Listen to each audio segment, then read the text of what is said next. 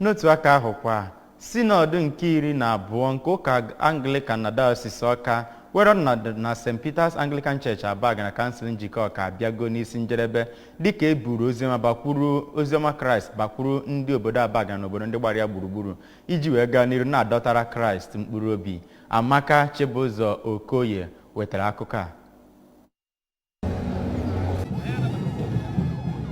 Oge ọgbakọ nke sinọdụ nke ụka bụ mgbe eji agụkọ ngọzi Chineke na amara ya n'ime ụlọ ụka ma tụlee ma marakwa ebe ndị ekwesịrị ka akpazie aka ma gosipụtakwa ụzọ ndị a ga-eji wee gawa n'iru ka a wee nwee ihe mmepe na ọganiru dị iche iche na ụlọ ụka kwa arọ. Ya bụ sinod nke isiokwu ya bụ ịgba ọsọ nke Chineke, oge ndị na-eso ụzọ Chukwu nọ na ihe iju anya.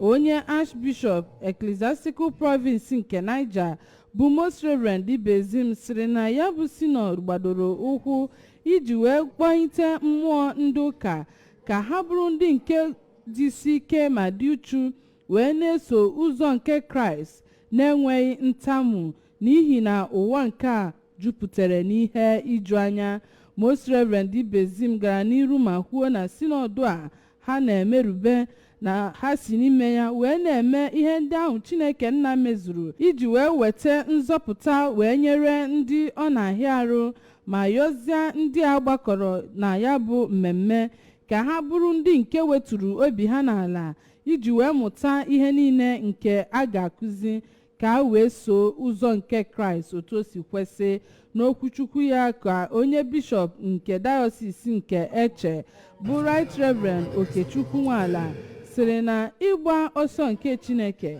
na onye ahụ maọbụ nwoke maọbụ nwanyị kwesịrị ka ha soro ụzọ Kraịst, legide ya anya na-enweghị nsogbu ọbụla ma kwudosi ike n'ebe ọ nọ, jide okwukwe ha aka n'ihi na onye nọ na Chineke na ihere adịghị eme ya. Right Reverend Nwala yọrọ ndị a gbakọrọ na ọnọdụ sinọdụ a ka ha bụrụ ndị nke nwere ebe ha na-agbaso ma sị na onye na-agba ọsọ nke Kraịst ga-enwe ebe ọ na-elekwasị anya ma kwukwazie na ha kwesịrị ka ha fee Chineke ofufe na ime mmụọ na n'eziokwu, ha kwakwa arịrị ka ụfọdụ ndị ụka si wee na-efeze arụsị n'oge ugbu a. Onye President Women's Ministry Province nke Niger bụ Oliakụ Mata Ibezim, ndị Archbishop na Bishop dị iche iche na nwunye ha na onye Diocesan Chancellor bụ Justice Oje Okeke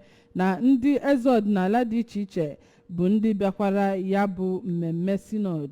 N'otu aka ahụ ka onye Archbishop nke Ecclesiastical Province bụ Most Reverend Ibezim gara njem nleta na be aka na-achị Abagana bụ Igwe Patrick Okeke iji wee gwa ya na ha butere mmemme oziọma n'ala Abagana.